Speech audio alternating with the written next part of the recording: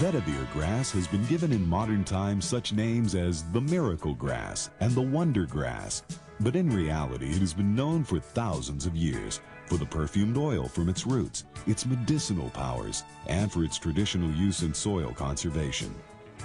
Vetiver grass was resurrected some 10 years ago as an important grass that, when grown as a contour hedge, is an ideal biological method for soil and water conservation and embankment stabilization. The grass is depicted in this watercolor by Virginian artist Anita Cooper.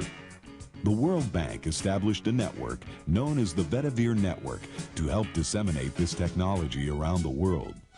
It is now used in 102 countries. One of the main means of disseminating this technology was through the booklet Vetiver Grass, A Hedge Against Erosion. Over 100,000 of these booklets have been printed in many different languages. The network is now run as a private nonprofit organization from Leesburg, Virginia. Pictures will be shown later detailing the technology, but in summary, when Vetiver grass is grown as a hedge, as shown here in the Philippines, it will reduce soil losses by as much as 90% and will improve rainfall retention by nearly 70%. On a 20% slope in Fiji, a terrace has developed behind this hedge, which at its face is over 2 meters high. The introduction of new technologies requires commitment at all levels, particularly in developing countries. Leaders at the highest levels need to give their support. His Majesty, the King of Thailand, has played an extraordinary role in the introduction of Vetiver grass technology in Thailand, for which he received, in recognition of that role, a bronze casting of Vetiver grass by the well-known Virginia artist Reginald Pollock. Likewise, the Prime Minister of Malaysia has lent his support to the use and research into Vetiver in Malaysia. There are 12 known varieties of the genus Vetiveria. The most important is Vetiveria zizanoides and its many cultivars. Other well-known species include Vetiveria nigritana, found in Africa, Vetiveria lawsoni, found in northern parts of the Indian subcontinent, and Vetiveria nemoralis, found in Thailand. However, Vetiveria zizanoides is the most widely grown, and its characteristics are best suited for soil and water conservation. Vetiver grass is generally an erect clump like grass, with leaves and stem growing to 2 meters and its roots extending vertically to depths of 5 meters or more. The grass is not invasive and can be removed by cutting below its crown. Some cultivars have flowers. It makes a pretty ornamental grass.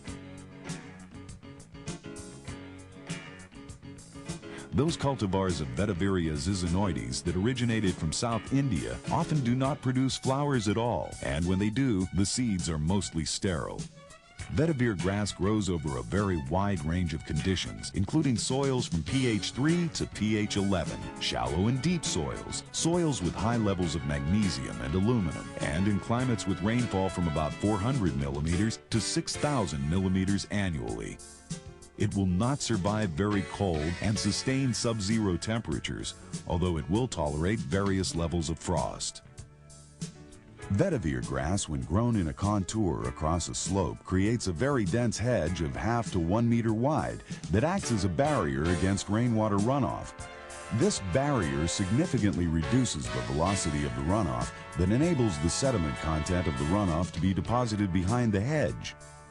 Depending on the slope of the land, substantial natural terraces can be formed behind the terraces, which further reduces runoff and improves the recharge of groundwater through infiltration.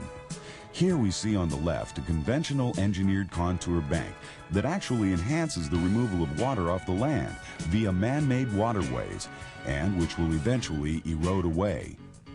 And on the right, a Vetiver hedge system that spreads out rainfall runoff, retains sediment, and needs minimum maintenance. Such technology will reduce total soil losses from over 30 tons per hectare to 10 tons over a 3-year period. In Colombia, one experiment showed a soil loss reduction from 240 tons to 1.4 tons per hectare in 1 year. An example of such research in Thailand shows runoff plots with and without Vetiver hedges. This scene clearly shows the sediment collected in a tank from an unprotected plot. whereas this scene shows minimum sediment collection from a plot protected by vetiver grass hedges. Vetiver grass hedges will back up rainfall runoff, as seen here in an experimental flume in Oxford, Mississippi. The result, as shown here in Madhya Pradesh, India, where a vetiver hedge on a black cotton type soil has evenly spread water and debris behind the hedge and about 10 centimeters of soil at the hedge face. For quick and effective hedge formation, vetiver hedges using vegetative planting material should be planted about 15 centimeters apart in the rows. These two scenes show the difference in planting distances on eventual hedge density. Vetiver has the characteristic of producing roots at the nodes. That means that as the sediment builds up behind the hedge, new roots are produced higher up, and thus the plant grows with the rising terrace. Here we have a cross-section of a newly formed 2-year-old terrace between two vetiver hedgerows on a 5% slope in Malaysia. The topsoil and sediment deposition is quite clear. In this scene, we have a close-up of the hedge cross-section showing some 60 centimeters of silt deposited over the original topsoil, dark band. Finally, the longitudinal section through a hedge is shown here, depicting a massive root structure that not only holds the plant in place, but also binds the soil when used for embankment stabilization. A few other characteristics of vetiver include its very strong stem and leaf structure. In this scene, the hedge has stopped an enormous boulder that has fallen onto the road off a steep hillside and has prevented the boulder from moving further down the slope. Vetiver is extremely tolerant of fire. These scenes show the recovery of vetiver over a 4-week period following an intense fire.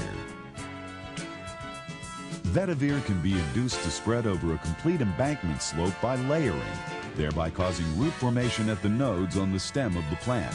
For those cultivars that produce flowers, vetiver is generally non-competitive with adjacent crops. In this scene from Colombia, we see from the bottom histogram that there is very little yield loss in the cassava planted between vetiver hedges, whereas the top histogram shows substantial losses of cassava yield when planted between hedgerows of Napier grass. The latter has spreading and competitive roots. Quantitative measurements indicated a 30% lower cassava yield in the plots with Napier hedges. Although vetiver can be grown from seed, if the variety produces fertile seeds, it is not recommended, since it is important to avoid using cultivars that have potential invasiveness. Also, it is difficult to establish plants in the field from seed. Planting material for vetiver grass hedges is derived from subdividing clumps of vetiver into slips. Normally, 3 slips are planted at each planting station. This is known as bare root planting. Under special circumstances, containerized plants can be used. Planting slips have to be multiplied in nurseries, and the success of any vetiver program will be found in the quality and output of the nurseries that are developed. Where possible, nurseries should be sited on good loamy sand soils, with supplementary water available for irrigation. Under tropical conditions and under good management, a nursery should be able to produce 3 crops a year, 15 slips a station, with stations at 30 centimeters by 30 centimeters, 39,000 stations per hectare, which equates to about 500,000 slips per crop, or 1.5 million per year. The following scenes show bare root nurseries in California, Ethiopia, and India, and a containerized nursery in India. Dr. P.K. Yoon of Malaysia has developed a technique of growing containerized plants in foam rubber, which not only produces better root growth after field planting, but makes transportation much easier because of their lightness and no spill factor compared to earth-filled pots. After the removal of plants from the nurseries, better field survival rates will be obtained if the plant material is kept in the shade and under moist conditions. In Thailand, planting slips are often kept under a polythene tent. In any event, a general rule of thumb should be to plant in the field within 24 hours of lifting from the nurseries. Plant material is best trimmed in the nursery thus saving transportation costs. However, often it is trimmed in the field, sometimes using fresh plant material dug from standing hedges or nurseries at site. This process is shown in Ethiopia and India. Vetiver is generally planted on the contour at about 2 meters vertical interval, VI, and in a small furrow either dug by hand or by plow, or along the edge of an existing terrace, as shown here in Ethiopia. The slip should be firmly pressed into place and should not be planted too deep.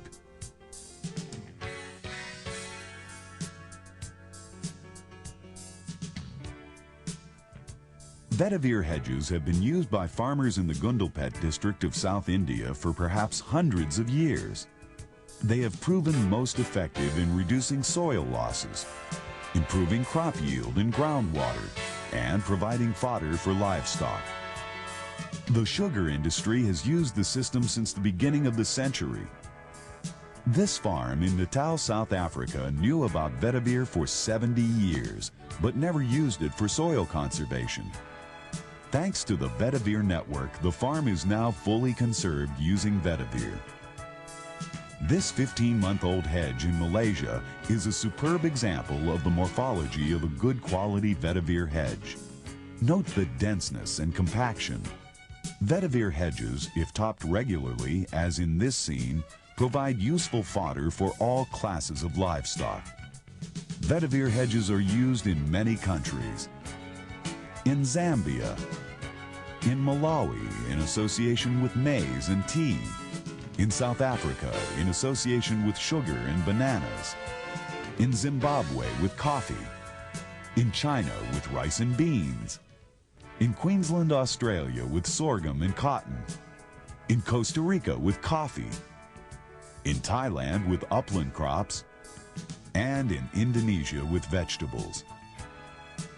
In Fiji, Vetiver has been used since the 1950s, and this scene shows how a natural terrace has been built up behind a Vetiver hedge. The face of the terrace riser is about 2 meters vertical height. Another scene from Fiji shows Vetiver protecting the foot of a field adjacent to a highly saline drainage area.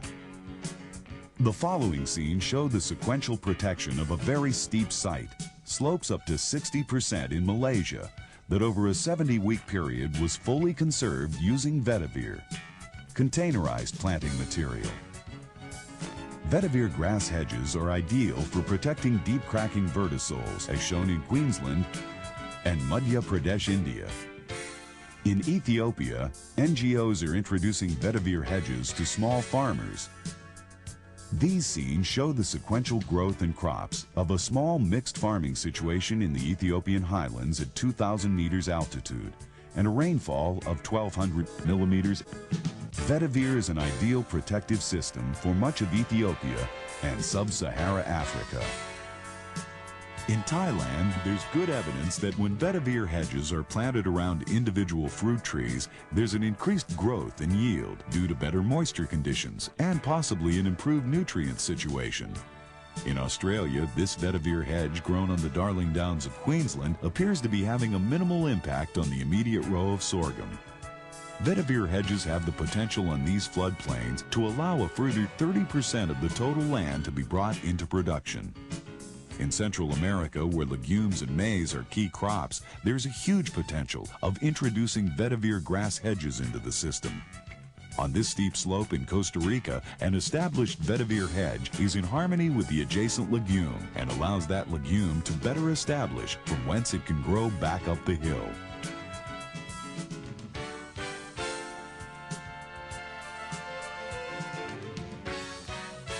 Vetiver hedges have proven very effective for the rehabilitation of barren lands and for gully control. In this scene from southern China, all the A and B soil horizons have been eroded away from this highly acidic and aluminum toxic site. Moisture retention is extremely poor and virtually no vegetative growth is possible. Using Vetiver hedges, rainfall runoff is slowed down and indigenous grasses and shrubs are able to establish. Here, in an area known as the Red Desert, Vetiver hedgerows and trees were planted. The upper picture shows the before scenario. The lower shows the impact 2 years later. The key is moisture retention that allows other plants to grow. A similar situation on the granite hills behind Hong Kong Airport shows the impact of vetiver hedgerows on the growth of Acacia mangium that was planted just after the vetiver hedges. The vetiver has slowed down runoff and assured the growth of these fire-resistant trees. In Vietnam, vetiver grown simultaneously with a young eucalypt plantation has significantly reduced runoff and has enhanced tree growth as well as ground litter cover. In India, sodic soils found in the state of Uttar Pradesh have been completely rehabilitated with the use of vetiver grasses. In Malaysia and South Africa, vetiver has been used on very hostile sites to stabilize mine dump sites. Vetiver, with its strong and dense leaf and stem system and deep roots, is an ideal plant for stabilizing gullies. For gully protection, it is important to protect the foot of the gully bank, as this is the main area of cutback. Soil slipping down the gully face will be trapped by the vetiver, and eventually a natural angle of repose will be developed. Here in South Africa, a gully has been completely stabilized after 3 years of using vetiver. In India, vetiver has been used to back up stone gully checks that eventually always wash away. And in this scene can be seen a stabilized gully area in its entirety. In Australia, vetiver is used for stabilizing a gullied area in black soils and a drain in a rocky quarry to reduce sediment flows to the quarry's reservoir. At Fort Bragg, North Carolina, the U.S. Army is testing vetiver to stop sediment flows due to heavy tank traffic on its training grounds. This scene is typical of the use of vetiver on ephemeral streams in arresting sediment flows. In this last scene of the group, we see a stabilized gully in Fiji. Vetiver hedges were planted 30 years previously. They have remained where planted and are healthy and still doing the job that they were intended to do.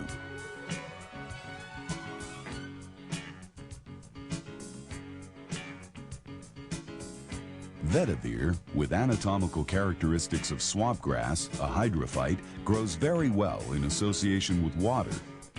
We know of instances where vetiver has been totally submerged for 3 months, and once the water recedes, the vetiver is found to be intact and will start growing vigorously again. This scene in Bangladesh depicts the use of vetiver to protect the edge of a farmer's field next to a river. Everything is flooded, and yet the vetiver remains well established along the edge of the submerged riverbank. In Bangladesh, vetiver, unknown to many officials, is fairly common alongside canal and riverbanks, and, as can be seen in this scene, is an effective protector of the bank of this watercourse. Note, because vetiver is thick and strong and shock absorbent, it has good potential for reducing bank damage by wave action caused by passing boats. In China, vetiver has been used to support diversion banks located on riverbeds in order to better control flood flows and riverbed damage.